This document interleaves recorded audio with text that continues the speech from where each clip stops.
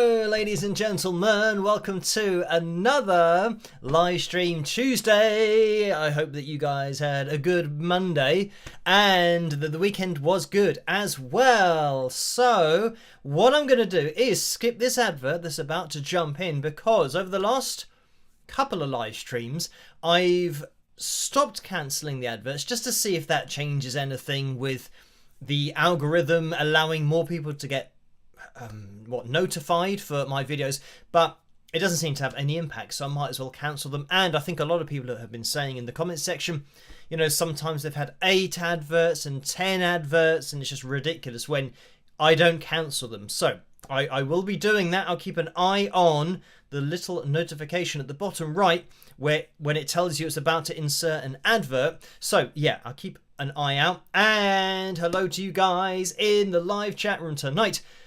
Who is in there? We have PM112, Debbie, Macaistra, Alison, Billy, Daisy, Lisa, Tammy, Debbie, Joe, Melody Rocks, Corey, Teresa, Howard, Billy, Ninja, Kitty, Daisy again, William's in there as well, Angela, Susie, Q, Bang Bang, Drummer, Howard's in there as well. So hello to all of you. Thank you for joining me on this Tuesday night. And I can see lots of people tagging Wings of Pegasus. So yeah, hello to everyone there. Christian says, don't care if I get a dozen, I'm just glad to be here. Not sure what that means, but anyway, thank you for joining me tonight in the live stream. I think maybe people are having conversations in the live chat room and tagging me at the same time, even though I don't know what the conversation is. But yes, hello to you guys. Let me get the names of my patrons up on screen because they make this all possible in the first place. So here we go. Gradually the names will appear on screen, and yeah, the foundation of everything that I do, as I always say, they make this possible, and you guys know who you are at the bottom of the screen. And we're gonna have the likes goal tonight of 410, because I think that's what we had last time, but last time it wasn't really an official goal, it was just a goal that happened at the end. So it's going to be the official 410 that we're going to aim for tonight. So if you could leave a thumbs up as you come through the door, that would be very much appreciated. And if we do hit the goal for tonight, did I change the fill jam? What is it tonight? It's 242. So that is what we will be jamming along to, whatever that is, at the end of the live stream. Oh, and I've just seen is 8 minutes and 6 seconds in length. So we'll have to leave a long time at the end of tonight's live stream if we hit that target. So I'll have to keep that in mind as well. Let me get the donations tab up on screen as well, because you don't have to donate. Just watching is great. Leaving a thumbs up is also great. Leaving a comment, introduce yourself. Into the live chat room. Christian says, I don't care if I get a dozen adverts. So it all makes sense. It was relevant to what I was saying. So thank you for that, Christian. Right, yeah. Back to donations. You don't have to donate. For those people that can't resist donating, I think it's important that you know between 45 and 60% goes to YouTube through the Super Chat window, and between 3 and 5% goes to PayPal through the PayPal link, which you can find in the description below. So, I mean, just having a quick recap of what we've been doing on the channel. We've been doing a lot on the channel because I've been doing these shorts videos as well, and actually on Authentic Vocal today on the Instagram, I actually did it on my Instagram, Wings of Pegasus Instagram as well. I uploaded a video of Essex County playing live, and I did say that they're just, you know, fantastically talented singers, but also musicians. And they are performing live, obviously singing fully live as well. But you got, you know, Nate with his drum cam. So you're seeing the performance from the back of the stage, which is really cool. So look out for that. I uploaded that today on Authentic Vocal and, like I said, the official Wings of Pegasus Instagram channel.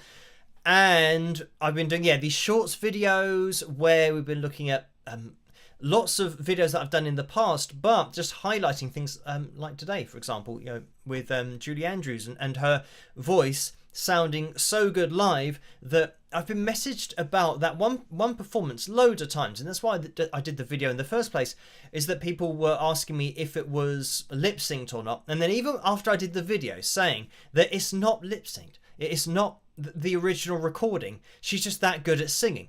And even after that, people still said, oh no, I think you're wrong because you can't see a mic anywhere, even though, yeah, in the video I explain that for those kinds of performances, the reason that you can't see above their head very far is because there's a boom mic. That's what picks up the voice. So that's how they used to do it. So that when you can't see a microphone anywhere and you're getting a vocal, yeah, sometimes great singers, I suppose sometimes other artists might have been miming and you couldn't see a microphone because they didn't have a boom mic over their head, but then you see all the space above their head, that it was, you go to a wide shot and you won't be able to see anything above their head. But yeah, great singers like Julie would just go and do it. And when you've got that kind of pedigree of performing live and performing on stage, those kinds of singers can just do it. So yeah, I think that was, did I do that this afternoon?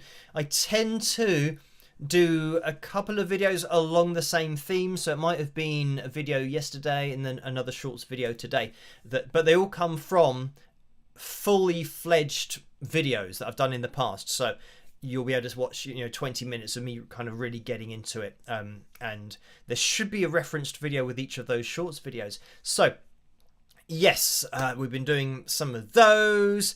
And I lose track of where we are, what we've done. Oh, it was the Sir Paul McCartney video, I think on Sunday, where we were looking at the vocal that finally I've been able to find and was linked to, given access to, so that we could see the actual vocal and compare that with the pitch corrected vocal. And again, whenever I do a follow-up to a video, it always just proves the point more, proves the point that I always make in the first video. The analysis videos that I do are just fact-based. They're objective, and they're objective facts. So, of course, when somebody says, oh, there's no way that you can know this or know that, then when we do get access to the original vocal, I can literally put it up next to the pitch corrected vocal and flick between the two. So you can see that there's a clear difference to how lines look when you're looking at a natural voice and one that has been pitch corrected.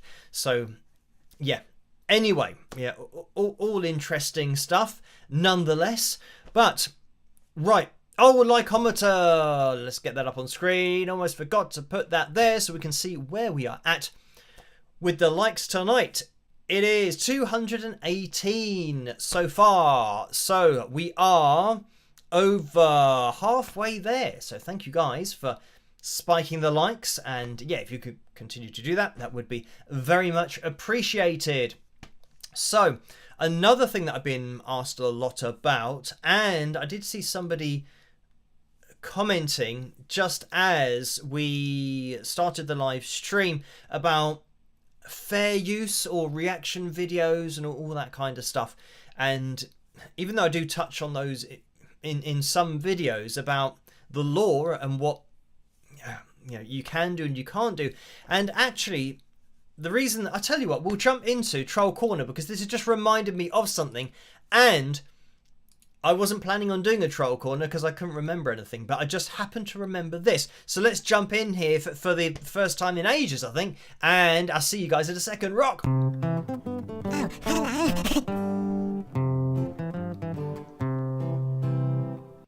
So, is this the earliest entry into Troll Corner that we've had? Maybe, but it's just because this one comment that I had a few days ago where the person said, can't believe you kept interrupting the performance, let it play the whole way through, and thumbs down is what they said. So I replied to them saying that just playing through somebody's song when it's copyright material, that's illegal. You can't do that. I mean, sometimes there's an argument for it. If it's a really short performance, then yeah, maybe you could justify it. But when you're looking at something, or I was going to say analyzing something, but I know a lot of channels do allow a lot of the song and sometimes the whole song to play through, and then they don't even have anything transformative at the end that they add to the performance.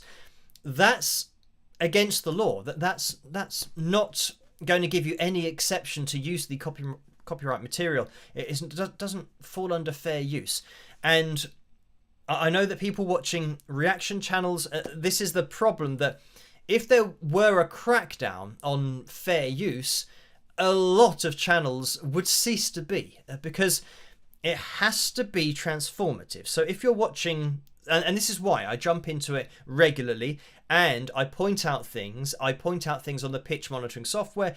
You could make the argument that even if I didn't say anything, I have converted the lead vocal into a pitch line on screen. So I've literally transformed the human voice and the voice that we're looking at into something visual, which never existed before I'm showing people that it now exists. Obviously, now I think because I've done my videos for many years, it's now a common thing that you start to see pitch lines on screen and people know what it's all about.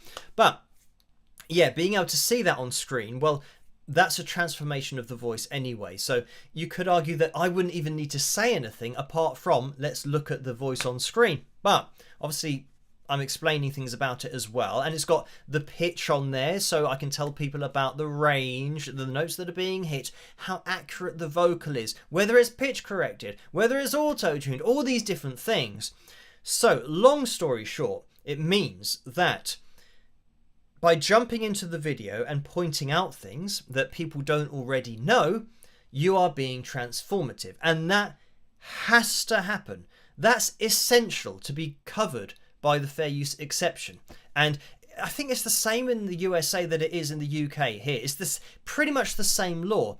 It's got to be transformative, and that's certainly what Scott, the lawyer that we've had contact with in the past, who watches the channel and has looked at my videos and said it's absolutely how fair use works. But then looking at other channels, and there are other actually very, very popular channels with millions of subscribers, where even Scott says, well, this is touch and go whether this is actually fair use or not, because they've played so much of the song and they haven't explained anything about it. So anyway, ultimately what you need to do in your videos, and if you are doing reaction videos or you're using copyright material, whatever you're doing, if you're uploading that to YouTube, you've got to make sure that you're transforming some part of it so that when the people watching your video have finished watching the video, they have learnt something. They know something that they didn't start.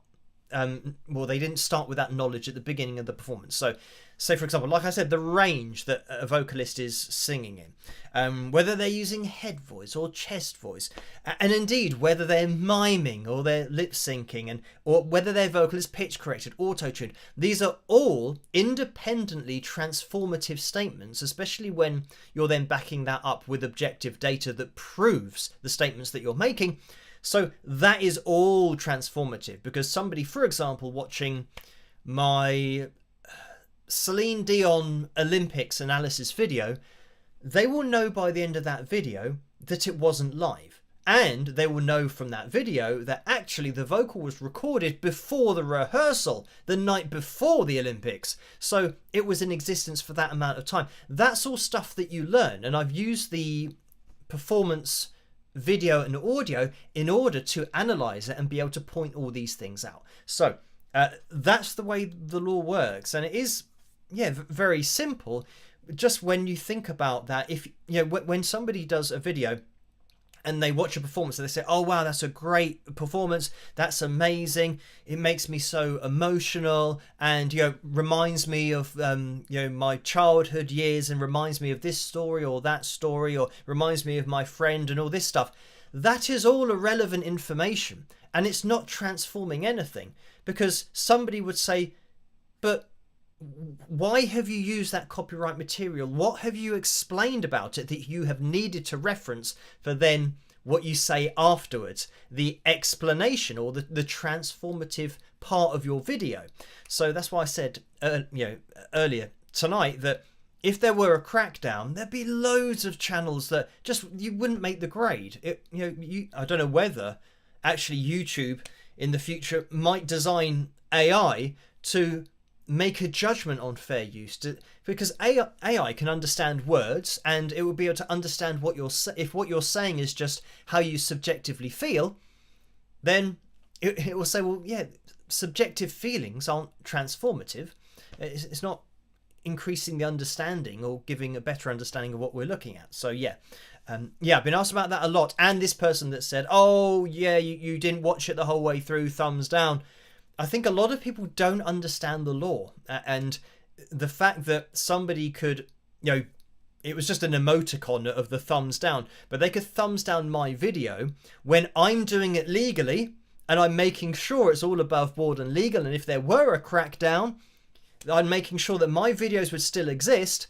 And trust me, some of the videos that I have made, if there were a loophole where particular organizations could get them removed, they absolutely would use that loophole to remove them. But they know that not only what I'm saying is true, but they know that what I'm saying and what I'm presenting in my videos is covered by fair use. So yeah, they would try and do that. And the only case that I've had where it was one of my videos was attempted to take down, which was by Brian Adams' official YouTube channel, that got rejected because YouTube independently looked at it and decided that what I was doing was fair use. It's covered by law, so you can't take down somebody else's video that it's their right to make that video given how they have presented it. So yeah, it's really important. So I think a lot of people don't know the law and they get away with a lot on YouTube, but if there were a crackdown, it's really important to understand the law and know what you're doing. Because some people, if you've got hundreds of thousands or millions of subscribers and then suddenly all of your videos don't quite meet the grade, then what are you going to do? Well, I'll tell you what you'd do. You'd have to try and think of a way of transforming everything you're looking at, every single performance. So rather than saying how you feel about it, you have to point out, things about, the key of the song, time signature, comparing it to the original recording, seeing where it's different, and just trying to educate people as to why you're making the video in the first place. I mean, thankfully, all of my videos are requested anyway, so it's not me kind of putting out something and making a video just hoping to get views and just pick things that are very popular, say today or tomorrow, and just picking up on those particular videos because they are requested. It means that I'm already doing something for the person requesting it. I'm transforming the understanding of the performance given their question, because sometimes people say, oh, can you explain this, or what's going on here, or why did that happen, and is this performance from 2003 the same vocal as the one from 2009? And lots of different questions, and all of that is massively transformative when you get into all of those kinds of details. But anyway, that is Troll Corner for tonight. Somebody not very happy with my videos at all, not realising that if I were to do it any other way, it would be illegal. So, anyway, let's get out of Troll Corner, and I'll see you guys in a second. Rock! Bye-bye. And here we are, back here. Right. In Excess Fan says, please teach us Ride On, Bon Scott, AC/DC, the only song closest to... and then it's gone through the top of the screen, so I couldn't see that. But I don't do instructional videos or, guitar instructional videos, anything like that. If they're... historically, if there has been a particular bit of guitar that's being played, I'll give a rough outline of it, but there are loads of channels on YouTube that are specifically to do with, teaching particular songs and solos and all that kind of stuff. It's not something that I get into.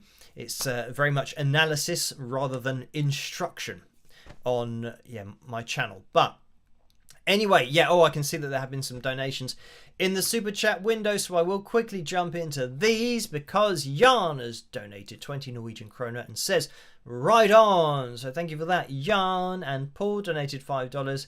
Thank you for that, Paul. The message is, everyone have fun tonight. And please spike those likes. All y'all. Catch up crew for me again. Taking my wife to dinner this evening. Rock.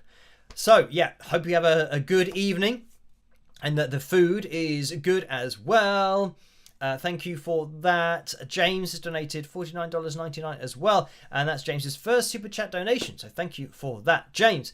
And it's a hippo coming out of a box and punching the air. So there we go. I'm not sure exactly what that means, but thank you for that, James. And Timothy's donated $9.99 as well. So thank you for that, Timothy. And it's a person jumping up. Oh, hang on. It says something. It says yippee. I can just about read it. So, yeah, somebody jumping up and down saying yippee. Thank you for that, Timothy. Right, we have had some donations over in the PayPal window, so I will quickly address these, making sure not to miss any. Okay, right, yeah. So, Bryony donated £20. Thank you for that. And the message is, just because everything you do is authentic and comes from a place of honesty, and we need your kind in this world. So thank you for that. And yeah, I mean, the problem that I have, I mean, people send me loads of videos, loads of links to Instagram shorts, YouTube shorts, Instagram reels, which they're called, but it's the same, basically the same thing, a very short video. And yeah, there are so many videos that are just the same thing over and over and over again. And I've seen another one that I'm probably going to have to do another video, and I'll probably do it tomorrow night, where it is so clear in the comments section that people think it's something that it absolutely isn't. And I guess the problem that I have is when people are saying all of these things in the comment section, which are incorrect, and the people making the video don't say to the people, "Oh no, you've misunderstood. We're not actually doing this. We've pre-recorded it, pitch corrected it, and the video is just something to look at." They take all of the adulation and all of the compliments, and don't say that. Yeah, but actually, when people say, "Oh wow, you nail it every time in every single one of your videos," and they don't say, "Oh yeah, it's because we're recording it in a studio and then we're miming along for the video." But that's what's happening. So yeah, it might be another video like that tomorrow night, and it's difficult because some of these channels are getting hundreds of thousands of subscribers based on the videos that are then being misled. So it's something that I just can't sit down and watch it happening and see thousands of people all thinking it's something that it actually isn't. So yeah, look out for that video tomorrow night. But thank you for that, Bryony. My advice is always the same, that just be honest with what you're doing, because if you're not, and then I point it out, that's potentially going to be a problem, especially when I'm pointing out something that I can absolutely show on screen and yeah, is objective proof of what's going on. Cindy has donated £20 as well. Thank you for that, Cindy. And the message is, I just heard that Nick Jonas was cast to play Paul Stanley in the upcoming Kiss biopic. Thoughts? So thank you for that.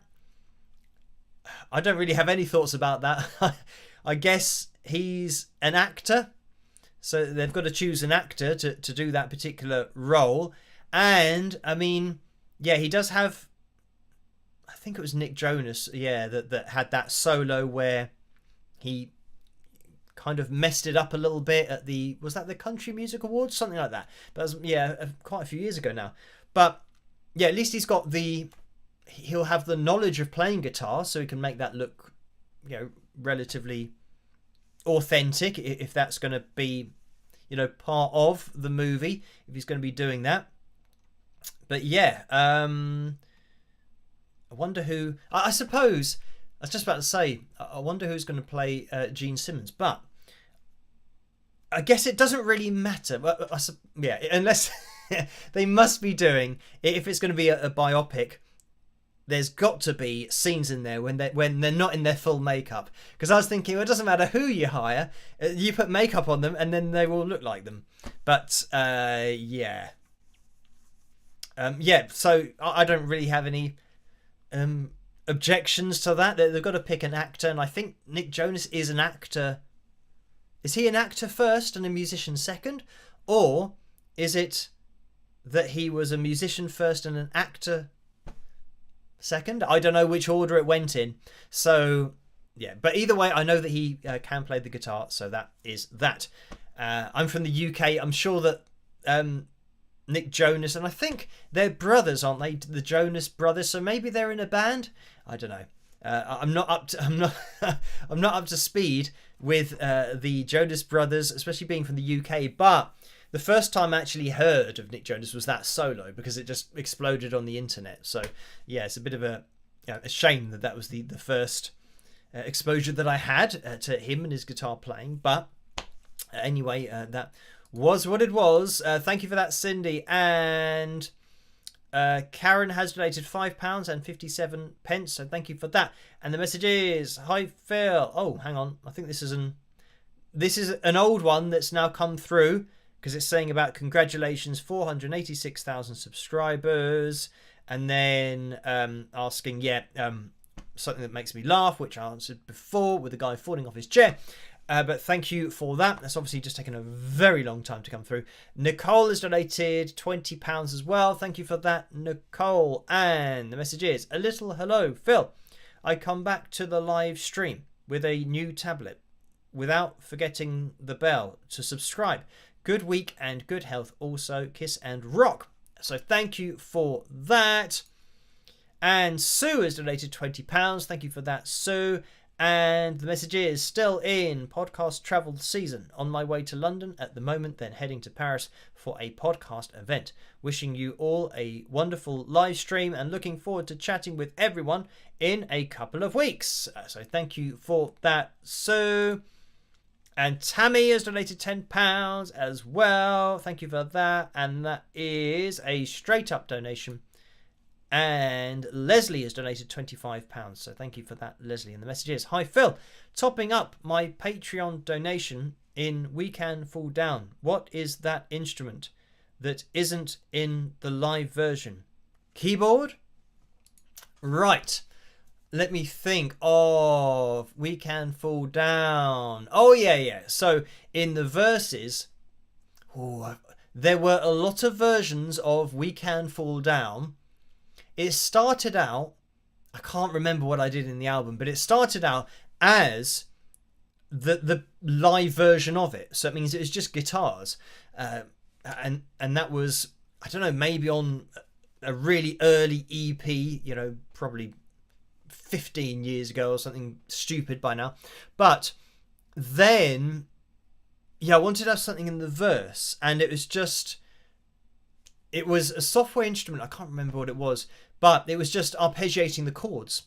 So it was something that was moving along with the guitars. So I just wanted to have something in there. So yeah, just a software instrument on Logic Pro 10. And I'm wondering, because has Logic Pro now been updated to Logic Pro 11? It might be. This is the thing, things just update automatically. So I always say Logic Pro 10. But it might be 11 now. So,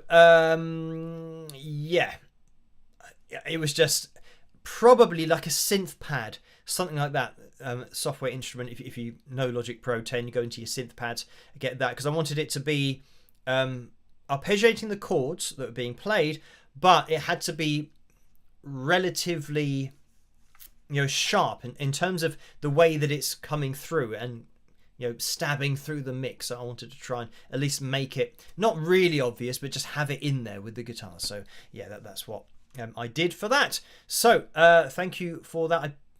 What did I do? Did I pan it left and right with the guitars? I might have done, to leave space in the middle for the vocal.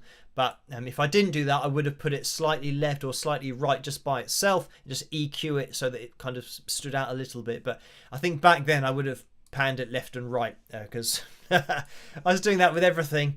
And this is the thing that, when you're learning kind of on the job of doing your own album, you do things in a particular way, and now I think, oh, I would have done that differently, I would have done this differently. But it is what it is. It's something that you learn as you go, and then make more choices as you advance, and you think, oh, it would have been good to maybe pan it there and maybe EQ that differently and all that kind of stuff. But anyway, thank you for that, Leslie.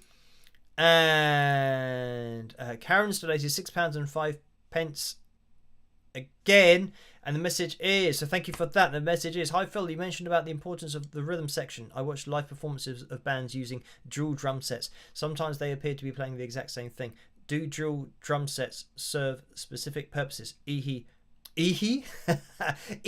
enhanced rhythm. That sounded like I was laughing in a cartoon or something there. Thanks very much for all you do. Cheers, Karen. So I mean, with two drum kits, what will tend to happen is that there will be particular sections of songs where they are playing exactly the same thing, and it is very much like when you've got that, because for a drummer to drum it exactly the same, to the same millisecond as another drummer is going to be impossible. So it means that they're going to get, if they're playing naturally, if you're not quantizing everything, but it means that you are going to get effectively the double track sound if you want it. But especially in a live scenario, if you wanted to, you could pan one kit left, one kit right at the front of house, so that everybody's getting a different sound to the drum kit. That'd be quite cool. But anyway, it gives you more options. But what you will have is a drummer playing something slightly different, to the other drummer in particular sections. I don't think that you're ever going to have both drummers playing exactly the same thing all the time. They're always going to be a little bit of variations, even when they might be playing a particular fill, and one of the drummers might be doing that on the snare, and then the other drummer might be doing some toms, so that you can imagine how full that sound is going to be. So again, it's down to the band and what they want, and maybe how complex their rhythm section is, how many percussive elements they have in there that they want to set it up that particular way. So anyway, just seeing if I've answered that question. I've watched live performances of bands using dual drum sets. Sometimes they appear to be playing the exact same thing. Do dual drum sets. Okay, right. So that's pretty much the answer. I'd say another thing is with what you could do, when you have a drummer using a double foot pedal, you could have him just placing in one, I say foot pedal, but on the bass drum, on the kick, using that, you could have one drummer just, using the kick half the time and the other drummer using it half the time, so that you get what sounds like the double foot pedal going on, but it's actually alternating between one kit and the next. Again, this is it. It just leaves you options, and options are never a bad thing with live performances. And having more options, always good. And not really something that you see regularly on the drums. I'm just imagining a band, and maybe an independent band, who are playing at a club or a pub, and just the logistics of bringing in two drum kits and then just saying, oh no, that's what we do. We have two drummers, we have two drum kits. And they'll say, well, we haven't got space for two drum kits. It's a pub. I say, well, that's just how we roll. So I suppose the two drum kit approach is something that bands at a particular level then implement, rather than having to do that in very small venues where they literally won't fit on the stage. So anyway, thank you for that, Karen. And Debbie's donated £5 as well, so thank you for that. And that is a straight up donation. And I think we're up to date now over on PayPal. So again, thank you guys for the donations. You don't have to donate, of course, but I appreciate it a lot. So Joe says, same track on both left and right channels can lead to subtle phase differences depending on where listener sits. Question mark, time difference equals phase delay. So thank you for that, Joe. And yeah, I mean, that is going to be a danger when you're not going to get a true phase effect, because, you know, you need to literally have the same audio happening twice. But yeah, it's going to be difficult to say, because I don't think people are generally going to be that wary of it on a drum kit. Like, if you get somebody's vocal over the top of a vocal twice, then yeah, it's very obvious and it all sounds a bit weird. But I'm not sure whether that was a question or not. I'm just going to try and find it in the live chat room again. So yeah, in terms of now, when Joe says about it, you know, depending on where the listener sits, this is a huge thing. And what I will say is that when I was at the London Palladium recently watching Blue Oyster Cult, because yeah, Buck Dum had invited me down there, getting the sound in venues just full stop is so difficult. And this kind of thing can happen where, yeah, sound waves, obviously if you are doubling up an instrument, then you know there are chances that strange things can happen, and you might start to experience some weird effects that are going on of just sound waves bouncing in particular places. And certainly at the London Palladium, that I'm not sure how much of it was a venue thing, and it might have been a mix thing. Not that I'm saying that the mix wasn't good, but I'm saying that the mix could have been a bit better. But this is the problem, that I think when you go to watch a show, and you know, you've been to lots of shows, and obviously I've got very sensitive ears, so I'm listening for, you know, the mix, and you know, where the guitars are sitting, where the vocals are sitting, where the bass is sitting, where the drums are sitting. So analysing all of that, what tends to happen, and actually what happened at the London Palladium, was that the bass was really prominent. I mean, really prominent. And this is, yeah, it just might be a problem with the venue. But then again, when did I go to the London Palladium before? It was an Alfie Bow performance that Shirley Lewis had invited me down to. So I was watching there, and actually the mix then was a lot more balanced. So yeah, it might have just been something on the night of having more of a kind of rock band setup. It's a little bit bass heavy, so I would have just kind of balanced that bass a bit, take it down. I think guitars needed a bit of a boost, just to kind of sit them in the mix there. Vocals were all right, maybe could have been a bit. Yeah, it's almost like if you're looking at an EQ curve, if you imagine if looking at your angle, like the bass frequencies would be down here, it's almost like we had, you know, a downward curve, and it was all bass, whereas you kind of needed to bring that down and boost the mids and the top end, balance it all out a little bit. That would have been probably a bit better. But this is the problem, that when you're doing a sound check and then performing with the full crowd in there, it's very difficult to get a consistent sound. It always just sounds massively different from a sound check, where you think, oh wow, yeah, sounds amazing, really nice, balanced and great. And then when the crowd's in there, it's suddenly now 95% bass and you can't hear anything else. And this is the thing about bass, is it's omnidirectional. It goes everywhere. You just can't stop it. Bass is something that, like, for example, if you live next to your neighbours and they're watching a movie and they've got a subwoofer, you will hear all of the if there are any explosions going on, you're going to hear them, because that's the bass, and that's what a subwoofer is all about, being able to hear the bass frequencies clearly. So those frequencies will get to you. They don't care. they go everywhere. Whereas the top end, you won't be able to hear them, you know, the actors speaking, because all of that top end doesn't come through.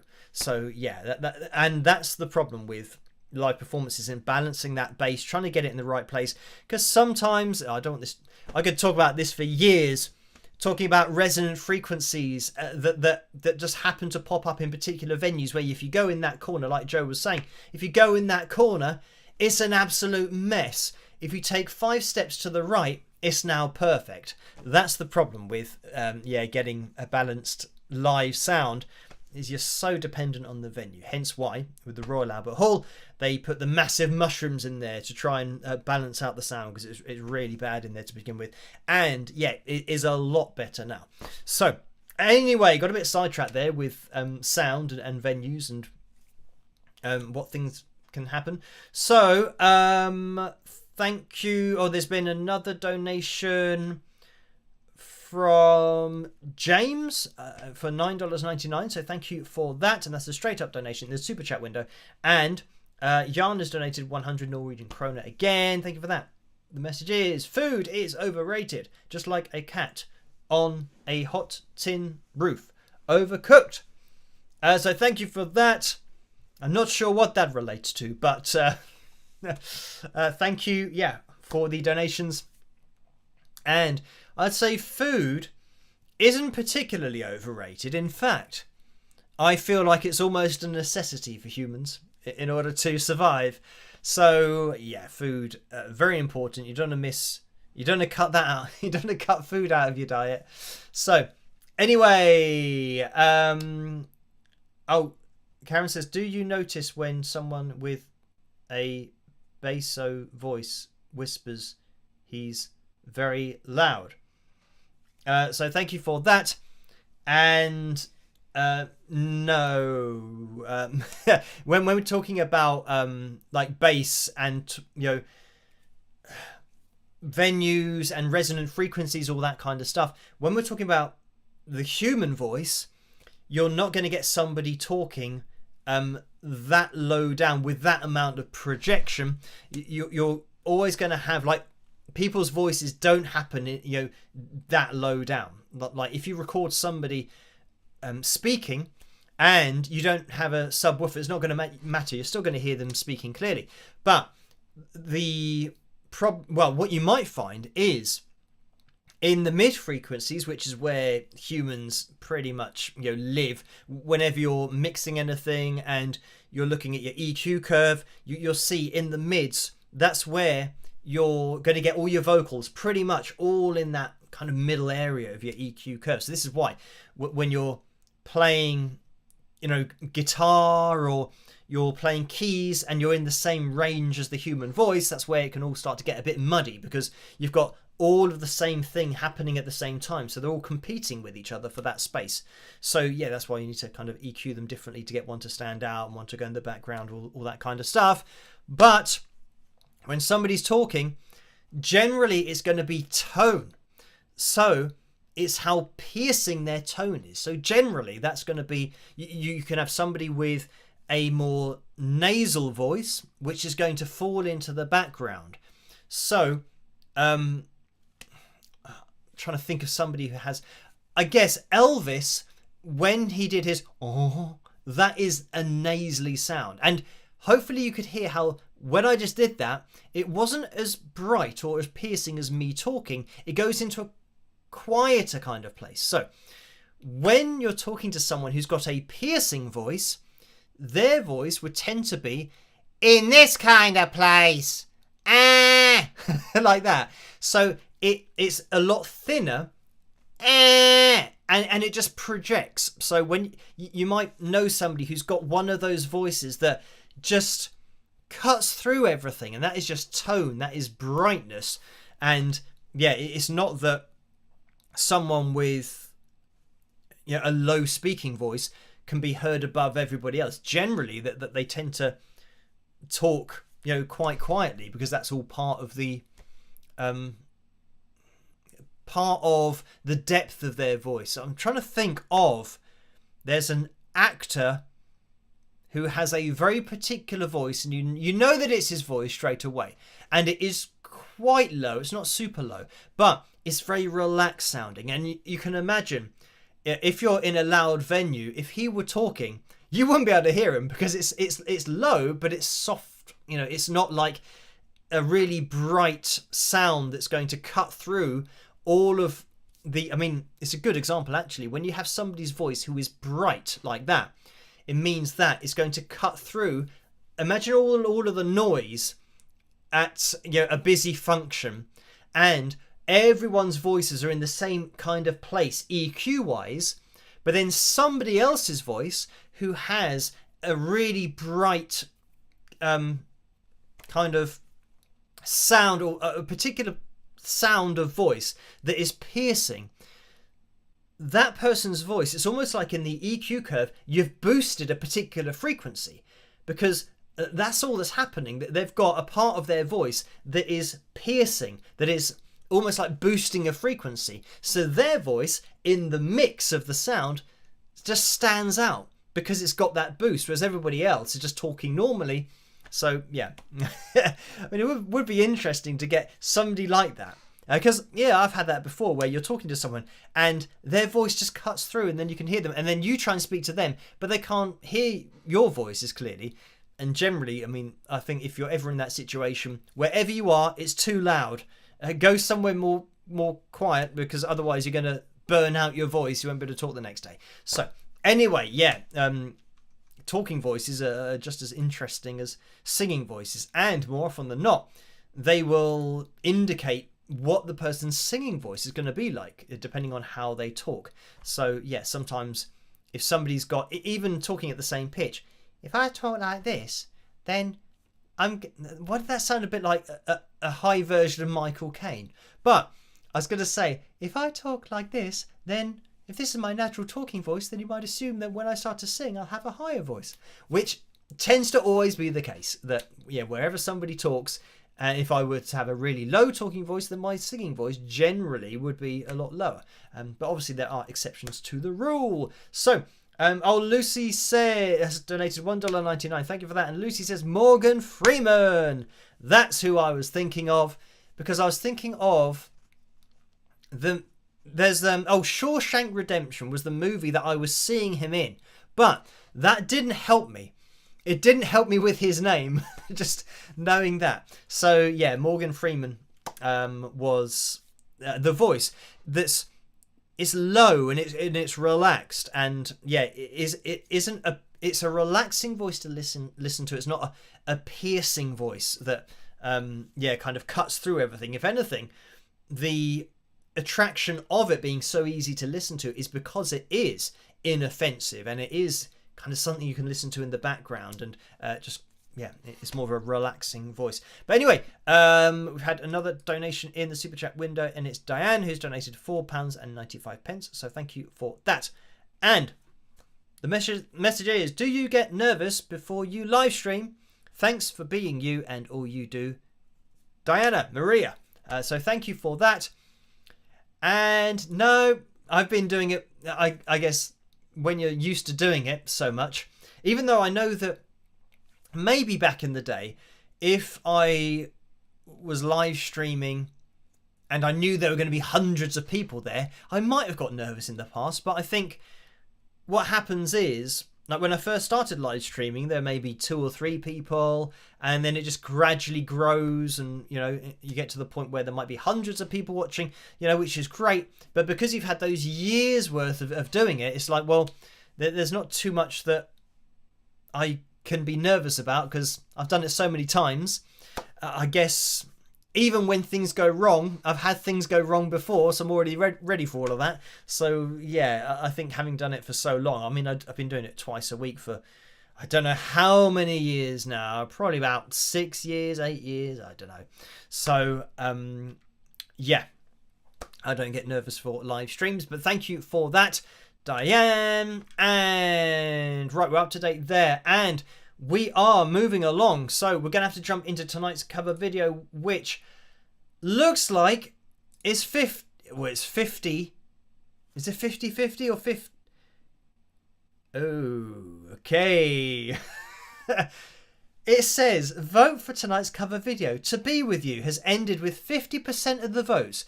Parisienne Walkways has ended with 50% of the vote. That has never, and that's 310 votes, which means, oh, this is maths now. 155 people said to be with you, and 155 said Parisienne Walkways. That's the first time that has ever happened in the history of the channel, in the history of the cover videos. What are the chances of that?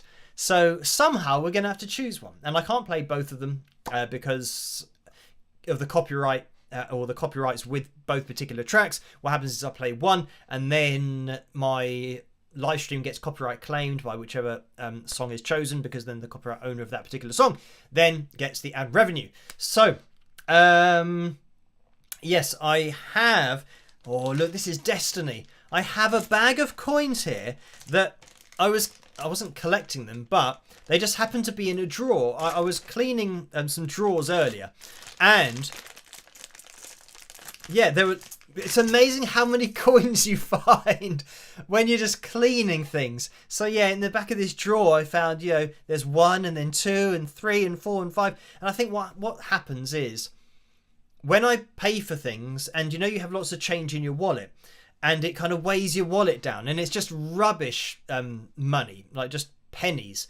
So I kind of get the handful and have obviously just thrown it into this set of drawers and then forgotten about it and put other stuff in there, and then maybe thrown some more in there. So yeah, anyway, heads or tails. Right, Parisienne Walkways is going to be heads. Flick over the top, and it is heads. It's going to be Parisienne Walkways for tonight, as decided by Destiny. But thank you guys for voting. Even though it turns out to have been a totally futile exercise, we're going to be having listened to my version of Parisienne Walkways, closest vote ever. I hope you guys enjoy this, and I'll see you after. Rock!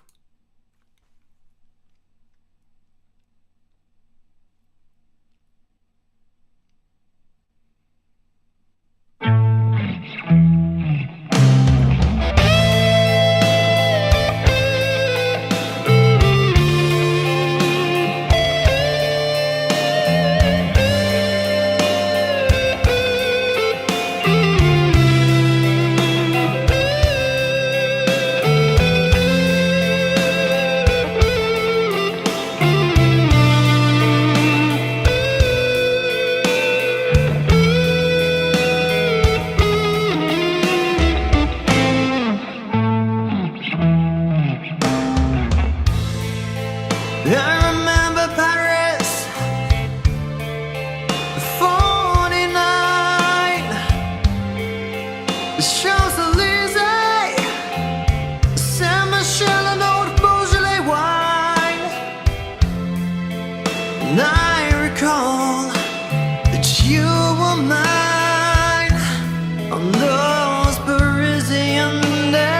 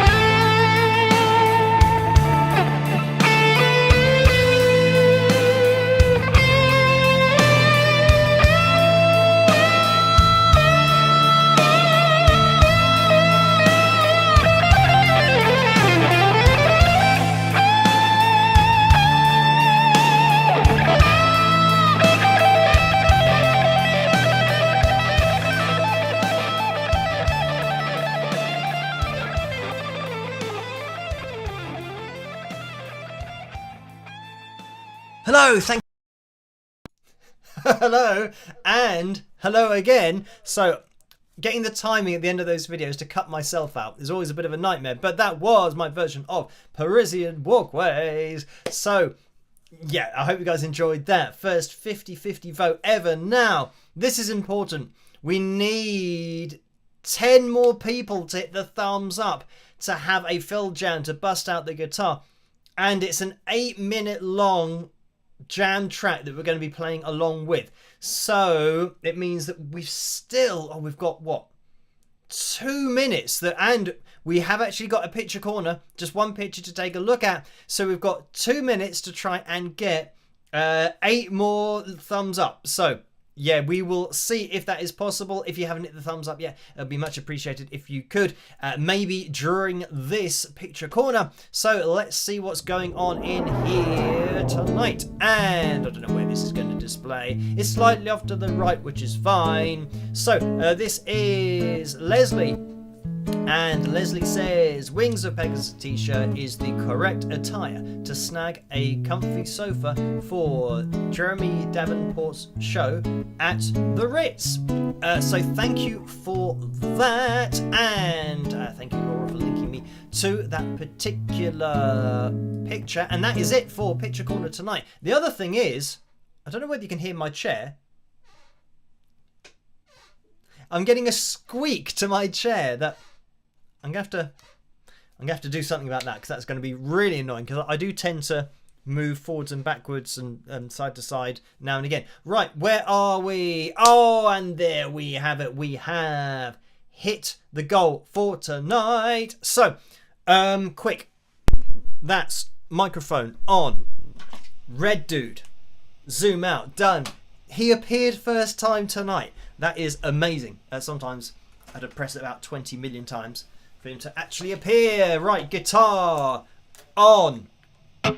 Guitar on. Try and reach pedals. Right, I can reach the pedals, which is good. I have to get the track going. That would help. Here's how. Roll advert. Okay, this is. Let me skip that. This is 80s hard rock backing track in E minor, guitar backing track. That's the title of the video, and it's coming from Jam Tracks for Days. That's the name of this particular YouTube channel, if you want to listen to it. And yeah, well, it is a very long jam track with 8 minutes and 6 seconds. Right, let me know what the levels are like, and see what happens. Be interesting on the Strat.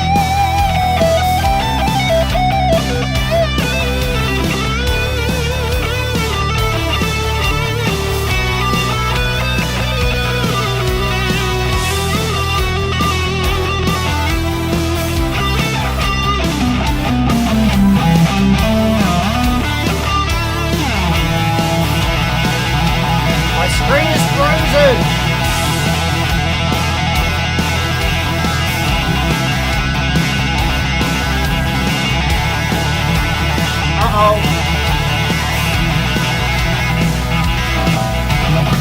We're back.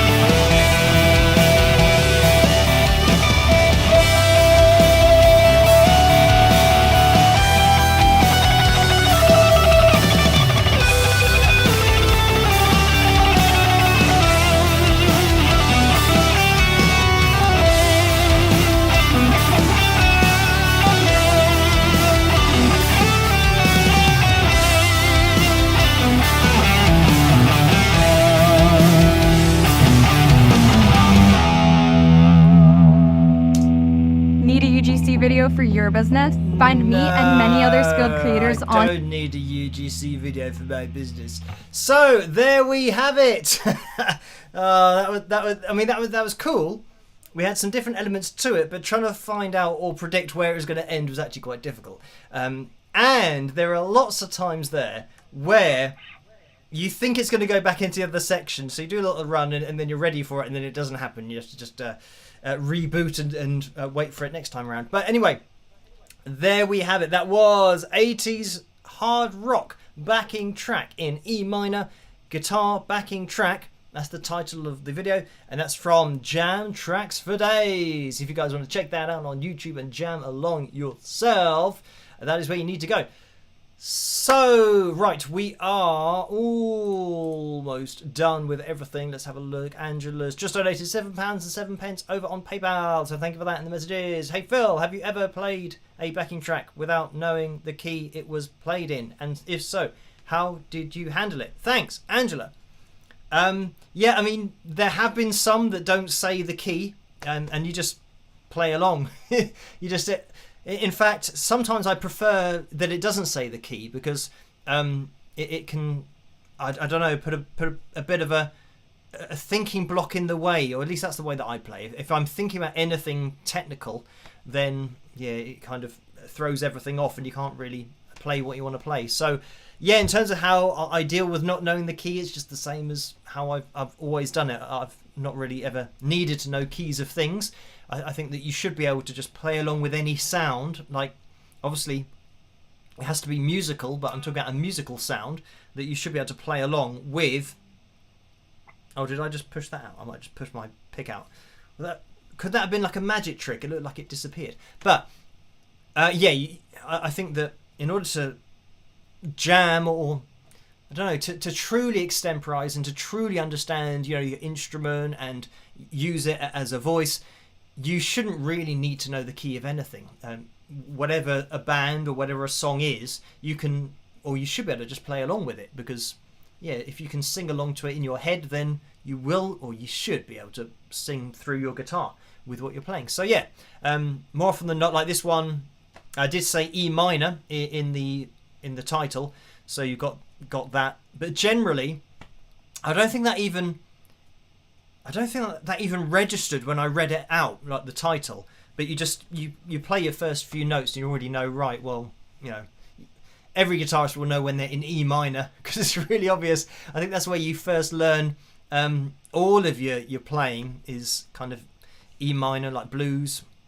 In E, it's all, where you practice your techniques, and with the low E string at the bottom. Open E string means that you've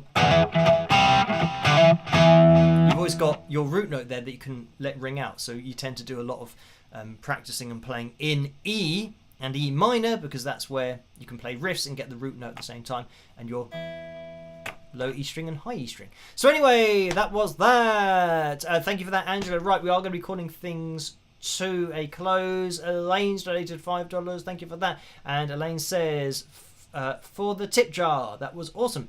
So thank you for that. Right, we are going to be jumping into another video tomorrow night, Wednesday night, and another on Friday, of course, and then live streaming again on Saturday, 11 p.m. Greenwich Mean Time. So hopefully you can join me then, and hopefully we can hit the likes goal. Thank you guys for hitting the thumbs up and getting us to the Phil Jam for tonight. If you're watching this on catch up, you can keep hitting the thumbs up. Really does help the channel to grow and to get out there a little bit more. So all that's left for me to say is try to stay as safe and as sane as possible in this crazy world in which we live. Have a fantastic rest of your week, and I will catch you guys in the next one. Rock!